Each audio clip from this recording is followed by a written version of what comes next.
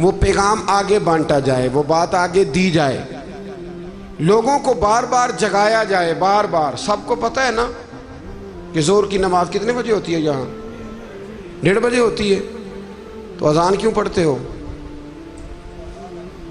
لوگوں کو آگاہ کرنا سنت ہے۔ جماعت کا ٹائم سب کو بتا دیا جاتا ہے کہ کل نماز 1:30 بجے ہوگی، تو پھر بھی اذان پڑھی جاتی ہے۔ بھائی سب کو پتہ ہے نماز پڑھنی چاہیے، پر پھر بھی اس کی تبلیغ ضروری ہے۔ سب کو پتہ ہے قرآن پاک پڑھنا چاہیے، پر پھر بھی اس کی تبلیغ ضروری ہے، اس کا ایک دوسرے کو پیغام دینا ضروری ہے۔ پتہ سب کو ہے سچ بولنا چاہیے، لیکن سچ بولنے کی نصیحت کرنا پھر بھی ضروری ہے۔ ہم لوگوں نے کام چھوڑ دیا ہے۔ ماں باپ بچوں کو نہیں کہتے نماز پڑھنے کا، بھائی بھائی کو نہیں کہتا، ہم گھر میں پردے کا نہیں کہتے۔ جو ہماری ذمہ داریاں تھیں، جو ہماری ڈیوٹیاں تھیں، جو ہمارے معاملات تھے، وہ ہم نے چھوڑ دیے۔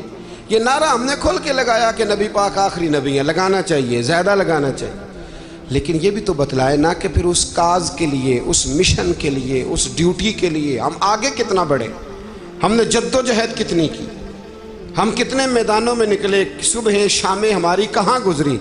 میرے رسول کریم سید عالم نور مجسم شفیع معظم صلی اللہ تعالی علیہ وسلم دین کا اتنا کام کرتے، آپ معمولی نہ سمجھیں۔ دیکھیں نا، مجھے آج آ کے کہنا نہیں پڑتا کہ میں اللہ کا ولی ہوں، مجھے نہیں کہنا پڑتا، میرے لیے ضروری نہیں کہ میں یہ لفظ کہوں، لیکن نبی کو خود کہنا پڑتا ہے کہ میں اللہ کا نبی ہوں، اس کے لیے حکم ہوتا ہے۔ میں خود آ کے نہیں کہوں گا کہ میں عالم ہوں، مجھے نہیں کہنا پڑتا۔ یہی ایک بہت بڑا مسئلہ ہے۔ مجھے بتائے نا کہ مجھے اگر یہ کہنا پڑے کہ میں اللہ کا ولی ہوں، آؤ، تو لوگ کیا اس کا اثر لیں گے؟ کہیں گے یار کس طرح کا بندہ ہے، خود اپنے منہ سے کہہ رہا ہے۔ لیکن پیغمبر کو، رسول کو، آپ طائف کے میدان کی اس بات کو ذرا سمجھیں۔ جب حضور داعیہ اللہ بن کے وہاں گئے تھے اور جا کے حضور نے ان لوگوں سے کہا کہ میں اللہ کا نبی ہوں، تو انہوں نے جواب میں کیا کچھ کہا؟ کیا کچھ کہا انہوں نے جواب میں؟ انہوں نے کہا کہ معاذ اللہ تعالیٰ ثم معاذ اللہ، کوئی بڑا آدمی نبی بننا چاہیے تھا، آپ تو در یتیم ہیں، آپ نبی کیسے بن گئے؟ اتنے سخت جملوں کے بیچ بھی نبی کریم کھڑے رہے۔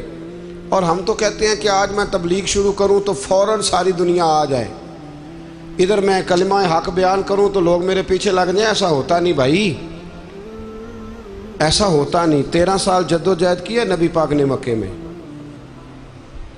جب حضور گئے تھے تو ہجرت کر کے گئے تھے، مکہ فتح کر کے، مکہ تو بعد میں فتح ہوا۔ بھائی آپ کو محنت کرنی ہے، آپ کو پیغام دینا ہے، آپ کو وہ جو فیض ہے نا داعی اللہ کا، وہ فیض آپ کو آگے بانٹنا ہے۔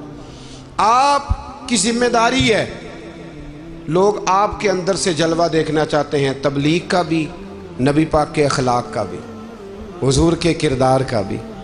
میں ابھی تھوڑی دیر پہلے عرض کر رہا تھا کہ میں ملک سے باہر تھا، تو وہاں ایک صاحب مجھے کہنے لگے کہ حضرت صاحب یہ انگریزوں کا ملک ہے اور ہمارے ساتھ معاملہ بڑا گڑبڑ ہے، ہم جب انہیں دین کی دعوت دیتے ہیں تو وہ اپنا پیش کرتے ہیں،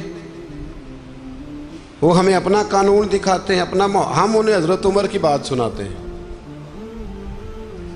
وہ ہمیں آج کا اپنا رویہ دکھاتے ہیں، ہم انہیں مولا علی کی بات سناتے ہیں، تو وہ ہم سے کہتے ہیں کہ جناب ہم نے تو حضرت علی کو نہیں دیکھا، ہم تو آپ کو دیکھ رہے ہیں، ہم نے تو حضرت عمر کو نہیں دیکھا، ہم تو آپ کو دیکھ رہے ہیں۔ تو ہم اپنی بات کر رہے ہیں، آپ حضرت عمر کی کر رہے ہیں، آپ بھی اپنی کریں۔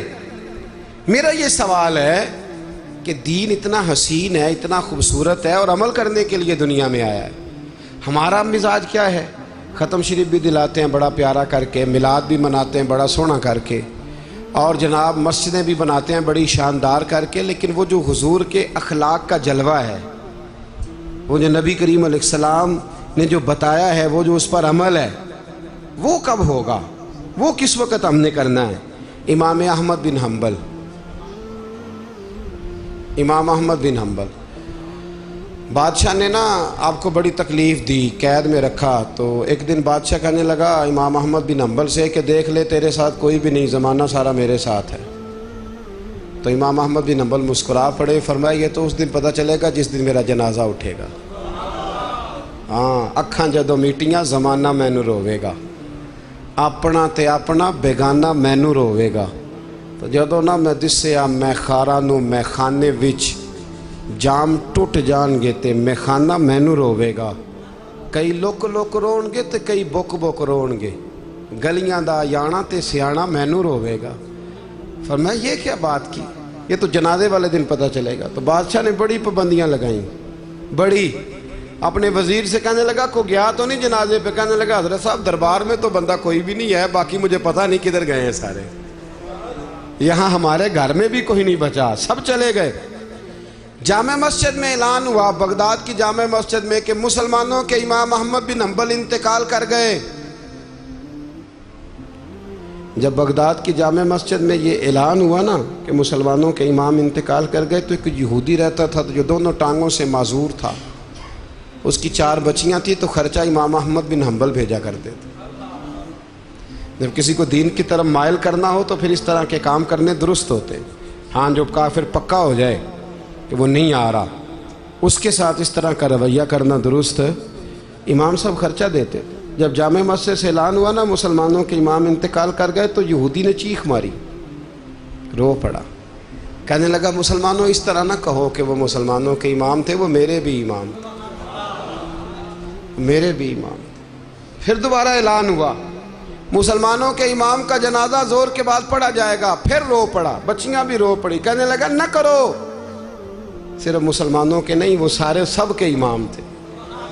और जब जनाजा उठने लगा तो तड़पा, बैसाखियां बगल में ली, वुजू किया, अल्लाह अकबर। और इमाम अहमद बिन हंबल के जनाजे के जब करीब गया ना, तो लोग कहने लगे पीछे हट जा, पीछे हट जा, तू किधर से आ गया, तू यहूदी है, गैर मुस्लिम है। कहने लगा तुम्हें नहीं पता, मैं तो बाप घर में मौजूद था, लेकिन मेरी 4 बेटियां आज रो रही हैं, वो कहती हम तो यतीम हो गई हैं, हमारा तो बड़ा रुखसत हो गया, तुम्हें नहीं पता मेरा गहरा रिश्ता है, मुझे जनाजे में शरीक होने। उन्होंने कहा नहीं, तो गैर मुस्लिम है, तू नहीं हो सकता। कहने लगा शर्त क्या है, शर्त क्या है जनाजे में शामिल होने को? उन्होंने कहा शर्त यह है कि कलमा पढ़ जा। कहने लगे पढ़ाओ कलमा, मैं कलमा पढ़ने को भी तैयार हूँ।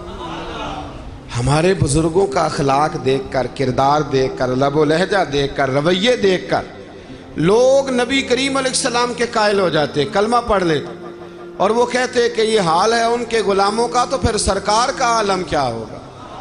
हमारा आज मिजाज ये बन गया है कि रवैयों से दीन नहीं छलकता, लफ्जों से छलकता। वैसे आप किसी को कह देना कि तू तो भाई बिल्कुल तेरा तो मुसलमानों वाला काम ही कोई नहीं, तो वो लड़ाई करेगा, वो डंडा निकालेगा, मैं मुसलमान नहीं। हमारे हुक्मरान भी कहते हैं कि मौलवी को ठेकेदार हैं।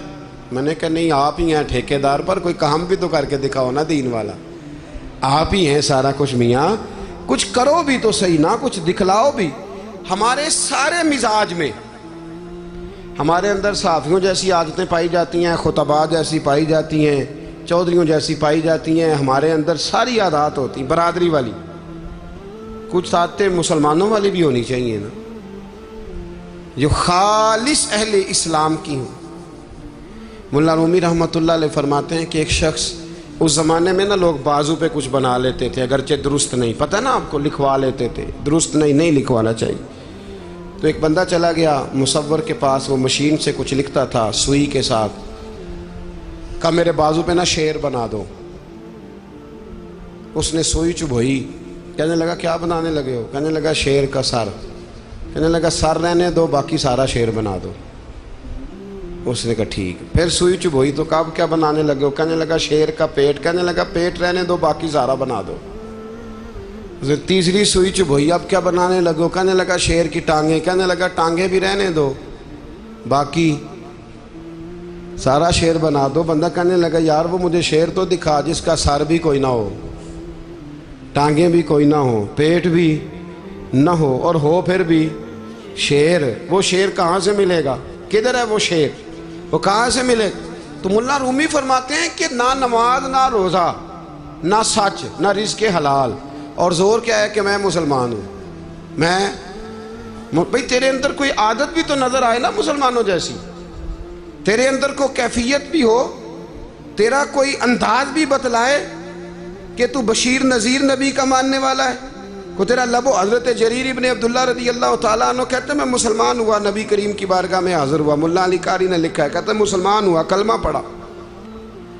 تو میں نے عرض کی یا رسول اللہ کوئی نصیحت کر دیں، تو محبوب فرمانے لگے نصیحت میری تیرے لیے یہ ہے کہ الدین النصیحہ، میرا سارا دین ہی کسی کا بھلا کرنے کا نام ہے۔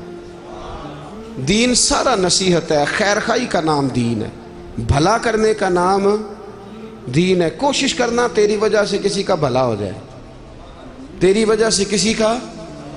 کہنے لگے بات ختم ہو گئی۔ آپ فرماتے ہیں میں چھوٹا سا بیوپاری تھا، تاجر تھا، میں نا دیہاتوں سے جانور خرید کے شہروں میں بیچا کرتا تھا۔ پہلے دن کلمہ پڑھا اور کلمہ پڑھ کے میں نکلا مال خریدنے کے لیے، تو ایک یہودی سے میں نے گھوڑا خریدا، 3 دینار میں ہمارا سودا ہو گیا۔ جب وہ گھوڑے کی میں نے لگام پکڑی نا، میں چلنے لگا تو گھوڑا بڑا شریف النفس تھا۔ کیا پنجابی میں کیا ساؤ آخید ہے جی؟ بڑا جی ساؤ ہے، تو کہتے ہیں وہ بڑا شریف النفس تھا۔ تو اس طرح کا جو جانور ہوتا تھا وہ عرب کے لوگ گھر میں رکھنا پسند کرتے تھے کہ بچے بھی سواری کر لیں گے، تنگ نہیں کرے گا کسی کو۔ کہتے ہیں جب وہ تھوڑا سا آگے بڑھا تو میں نے اسے کہا یار یہ تو بڑا شریف ہے، یہ تو مہنگا ہے، یہ تو گھر رکھنے کے لیے لوگ خریدیں گے، تیرا تو گھوڑا 6 دینار کا ہے۔